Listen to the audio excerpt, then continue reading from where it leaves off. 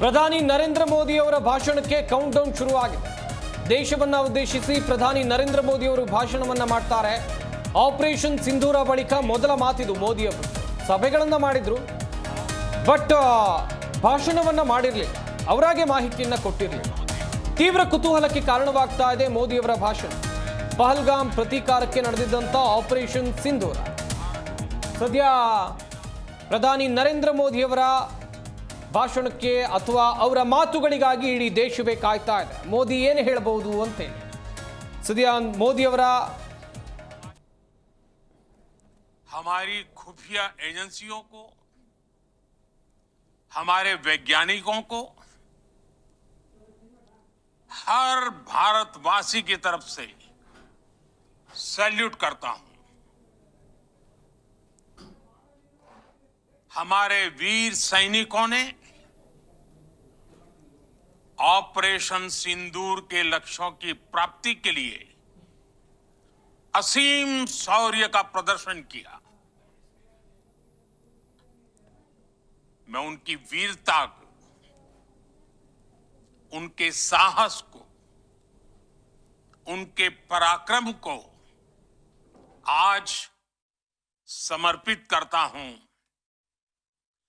हमारे देश की हर माता को, देश की हर बहन को और देश की हर बेटी को ये पराक्रम समर्पित करता हूं। साथियों, 22 अप्रैल को पहलगाम में आतंकवादियों ने जो बर्बरता दिखाई थी, उसने देश और दुनिया को झकझोर दिया था। छुट्टियां मना रहे निर्दोष मासूम नागरिकों को धर्म पूछकर उनके परिवार के सामने, उनके बच्चों के सामने बेरहमी से मार डालना, यह आतंक का बहुत विभत्स चेहरा था, क्रूरता थी। ये देश के सद्भाव को तोड़ने की घिनौनी कोशिश भी थी। मेरे लिए व्यक्तिगत रूप से ये पीड़ा बहुत बड़ी थी। इस आतंकी हमले के बाद सारा राष्ट्र, हर नागरिक, हर समाज, हर वर्ग, हर राजनीतिक दल एक स्वर में आतंक के खिलाफ कड़ी कार्रवाई के लिए उठ खड़ा हुआ। हमने आतंकवादियों को मिट्टी में मिलाने के लिए भारत की सेनाओं को पूरी छूट दे दी और आज हर आतंकी, आतंक का हर संगठन जान चुका है कि हमारी बहनों बेटियों के माथे से सिंदूर हटाने का अंजाम क्या होता है। साथियों, ऑपरेशन सिंदूर ये सिर्फ नाम नहीं है, ये देश के कोटि कोटि लोगों की भावनाओं का प्रतिबिंब है। ऑपरेशन सिंदूर न्याय की अखंड प्रतिज्ञा है।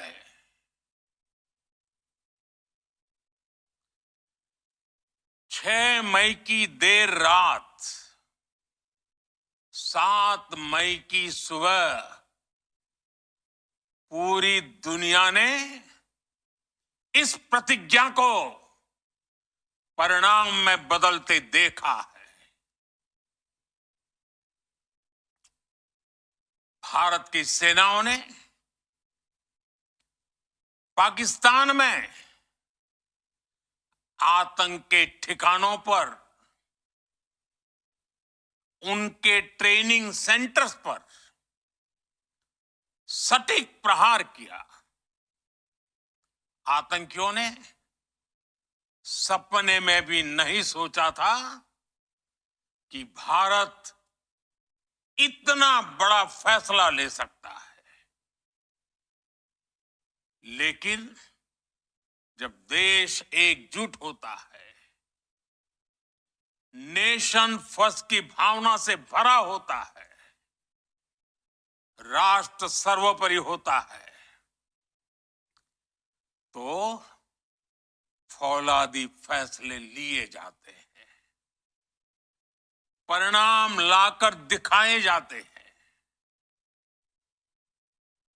जब पाकिस्तान में आतंक के अड्डों पर भारत की मिसाइलों ने हमला बोला, भारत के ड्रोन्स ने हमला बोला, तो आतंकी संगठनों की इमारतें नहीं, बल्कि उनका हौसला भी थर्रा गया। बहावलपुर और मुरिद के जैसे आतंकी ठिकाने एक प्रकार से ग्लोबल टेररिज्म की यूनिवर्सिटीज रही है। दुनिया में कहीं पर भी जो बड़े आतंकी हमले हुए हैं, चाहे 9/11 हो,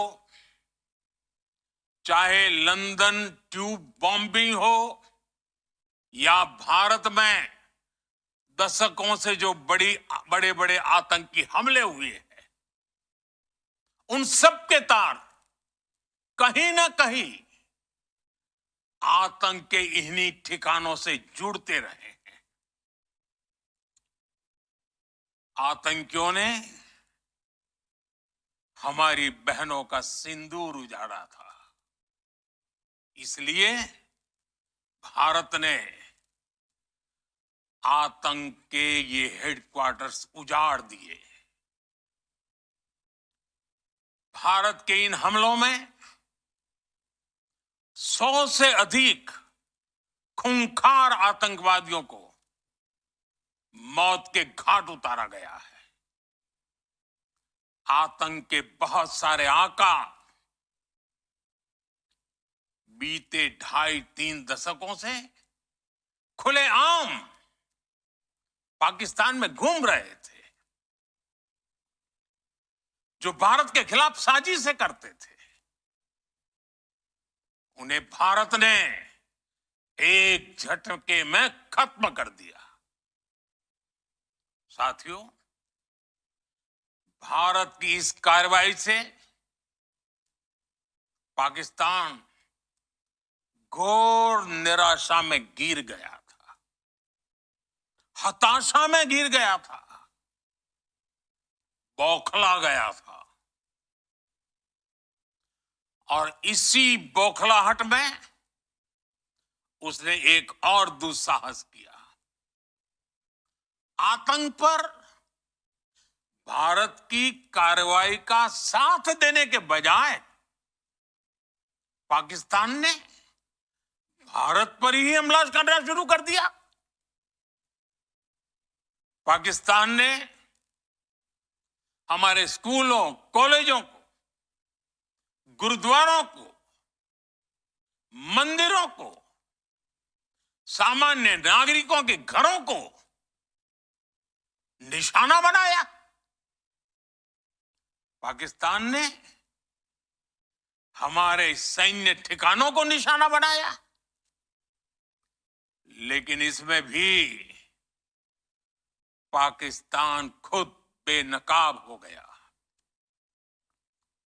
दुनिया ने देखा कि कैसे पाकिस्तान के ड्रोन्स, पाकिस्तान की मिसाइलें भारत के सामने तिनके की तरह बिखर गई। भारत के सशक्त एयर डिफेंस सिस्टम ने उन्हें आसमान में ही नष्ट कर दिया। पाकिस्तान की तैयारी सीमा पर वार की थी, लेकिन भारत ने पाकिस्तान के सीने पर वार कर दिया। भारत के ड्रोन्स, भारत की मिसाइलों ने सटीकता के साथ हमला किया। पाकिस्तानी वायुसेना के उन एयरबेस को नुकसान पहुंचाया, जिस पर पाकिस्तान को बहुत घमंड था। भारत ने पहले 3 दिनों में ही पाकिस्तान को इतना तबाह कर दिया जिसका उसे अंदाजा भी नहीं था। इसलिए भारत की आक्रामक कार्रवाई के बाद पाकिस्तान बचने के रास्ते खोजने लगा। पाकिस्तान दुनिया भर में तनाव कम करने के लिए गुहार लगा रहा था, और बुरी तरह पीटने के बाद इसी मजबूरी में 10 मई की दोपहर को पाकिस्तानी सेना ने हमारे डीजीएमओ को संपर्क किया। तब तक हम आतंकवाद के इंफ्रास्ट्रक्चर को बड़े पैमाने पर तबाह कर चुके थे।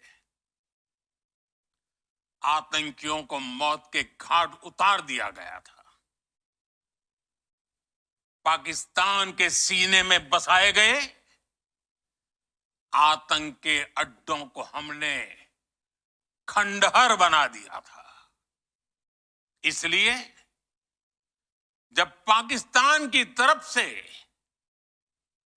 गुहार लगाई गई, पाकिस्तान की तरफ से जब ये कहा गया कि उसकी ओर से आगे कोई आतंकी गतिविधि और सैन्य दुस्साहस नहीं दिखाया जाएगा, तो भारत ने भी उस पर विचार किया। और मैं फिर दोहरा रहा हूं, हमने पाकिस्तान के आतंकी और सैन्य ठिकानों पर अपनी जवाबी कार्रवाई को अभी सिर्फ स्थगित किया है। आने वाले दिनों में हम पाकिस्तान के हर कदम को इस कसौटी पर मापेंगे कि वो क्या रवैया अपनाता है। साथियों, भारत की तीनों सेनाएं,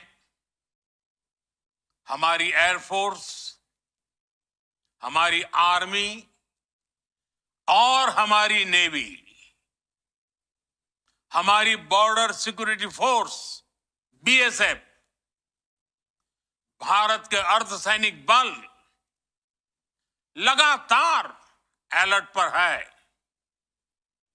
सर्जिकल स्ट्राइक और एयर स्ट्राइक के बाद अब ऑपरेशन सिंदूर आतंक के खिलाफ भारत की नीति है।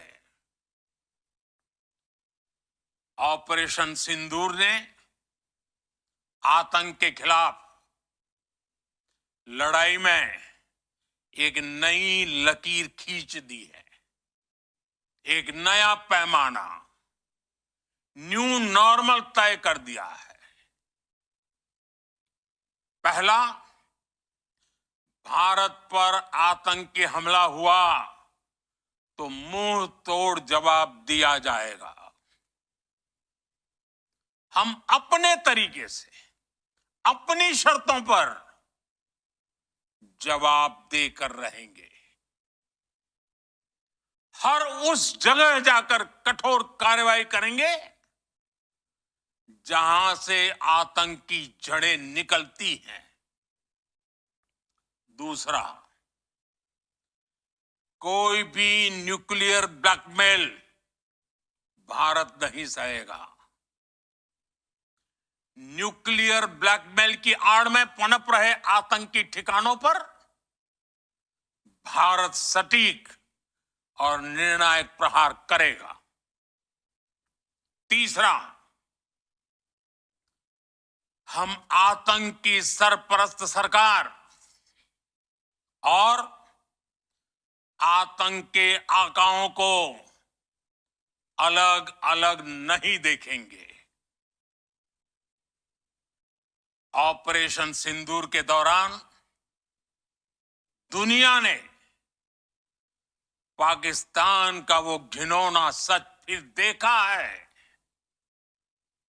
जब मारे गए आतंकियों को विदाई देने पाकिस्तानी सेना के बड़े बड़े अफसर उमड़ पड़े। स्टेट स्पॉन्सर्ड टेररिज्म का ये बहुत बड़ा सबूत है। हम भारत और अपने नागरिकों को किसी भी खतरे से बचाने के लिए लगातार निर्णायक कदम उठाते रहेंगे। साथियों, युद्ध के मैदान पर हमने हर बार पाकिस्तान को धूल चटाई है और इस बार ऑपरेशन सिंदूर ने नया आयाम जोड़ा है। हमने रेगिस्तानों और पहाड़ों में अपनी क्षमता का शानदार प्रदर्शन किया और साथ ही न्यू एज वॉरफेयर में भी अपनी श्रेष्ठता सिद्ध की। इस ऑपरेशन के दौरान हमारे मेड इन इंडिया हथियारों की प्रामाणिकता सिद्ध हुई। आज दुनिया देख रही है 21वीं सदी के वॉरफेयर में made in India defence equipments, इसका समय आ चुका है। साथियों, हर प्रकार के आतंकवाद के खिलाफ हम सभी का एकजुट रहना, हमारी एकता हमारी सबसे बड़ी शक्ति है। निश्चित तौर पर ये युग युद्ध का नहीं है, लेकिन ये युग आतंकवाद का भी नहीं है। टेररिज्म के खिलाफ जीरो टॉलरेंस, ये एक बेहतर दुनिया की गारंटी है। साथियों, पाकिस्तानी फौज,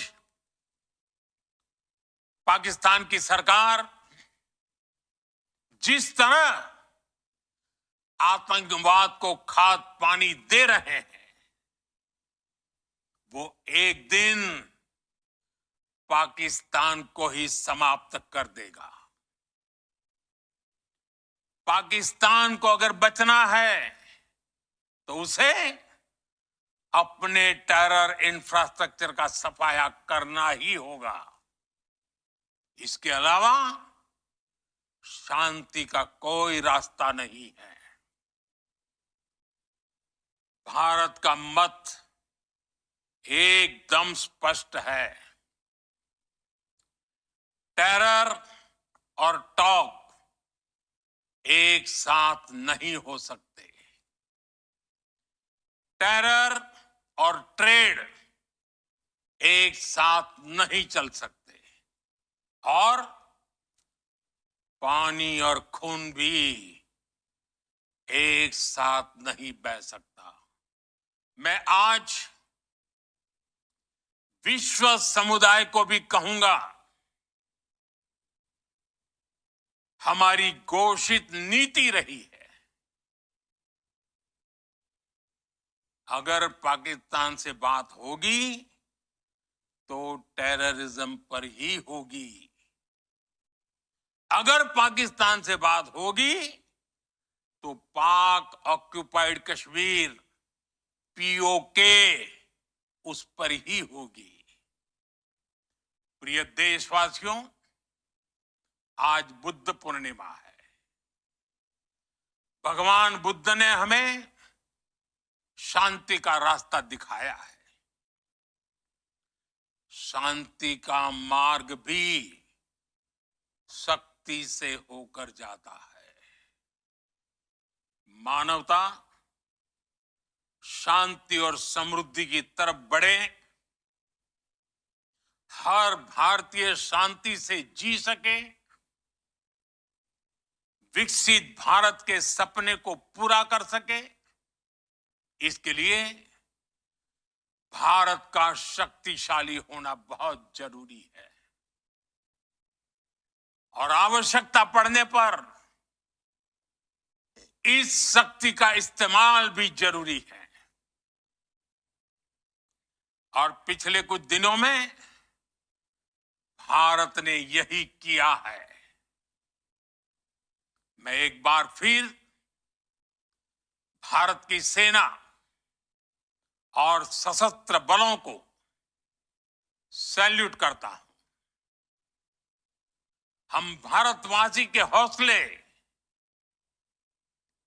हर भारतवासी का एकजुटता का शपथ, संकल्प, मैं उसे नमन करता हूं। बहुत बहुत धन्यवाद। भारत माता की जय। भारत माता की जय। भारत माता की जय।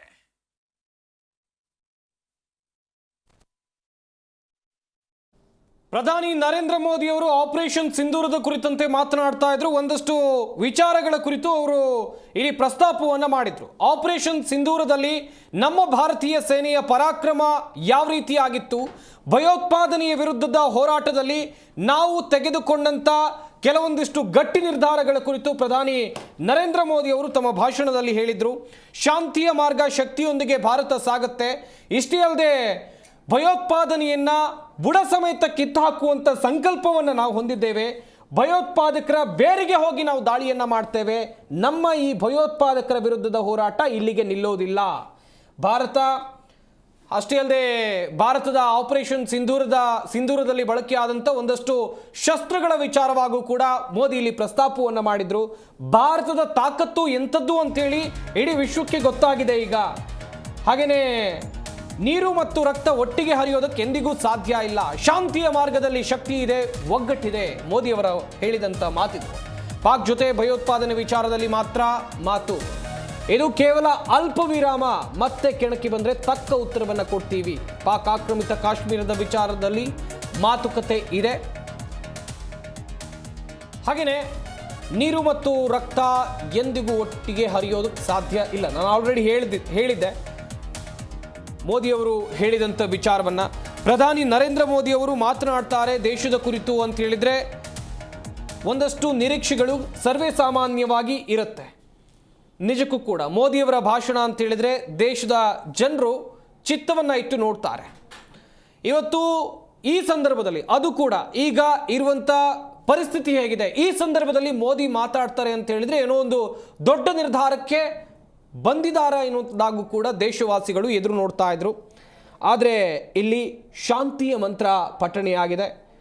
ಒಂದಂತೂ ವೆರಿ ಕ್ಲಿಯರ್, ಭಯೋತ್ಪಾದನೆಯ ವಿರುದ್ಧದ ಹೋರಾಟದಲ್ಲಿ ನಾವು ವಿಶ್ರಮಿಸೋದಿಲ್ಲ ಎನ್ನುವಂಥ ಮಾತನ್ನು ಹೇಳಿದ್ದಾರೆ. ಕಾದು ನೋಡಬೇಕು ಮುಂದಿನ ದಿನಗಳಲ್ಲಿ ಯಾವ ರೀತಿಯಾಗಿರುತ್ತೆ ಭಾರತದ ನಡೆ ಅಂತೇಳಿ.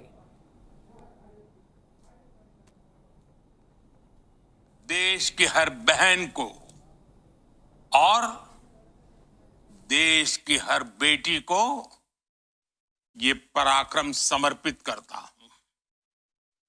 साथियों, 22 अप्रैल को पहलगाम में आतंकवादियों ने जो बर्बरता दिखाई थी, उसने देश और दुनिया को झकझोर दिया था। छुट्टियां मना रहे निर्दोष मासूम नागरिकों को धर्म पूछकर उनके परिवार के सामने, उनके बच्चों के सामने बेरहमी से मार डालना, यह आतंक का बहुत विभत्स चेहरा था, क्रूरता थी। ये देश के सद्भाव को तोड़ने की घिनौनी कोशिश भी थी। मेरे लिए व्यक्तिगत रूप से ये पीड़ा बहुत बड़ी थी। इस आतंकी हमले के बाद सारा राष्ट्र, हर नागरिक, हर समाज, हर वर्ग, हर राजनीतिक दल एक स्वर में आतंक के खिलाफ कड़ी कार्रवाई के लिए उठ खड़ा हुआ। हमने आतंकवादियों को मिट्टी में मिलाने के लिए भारत की सेनाओं को पूरी छूट दे दी और आज हर आतंकी, आतंक का हर संगठन जान चुका है कि हमारी बहनों बेटियों के माथे से सिंदूर हटाने का अंजाम क्या होता है। साथियों,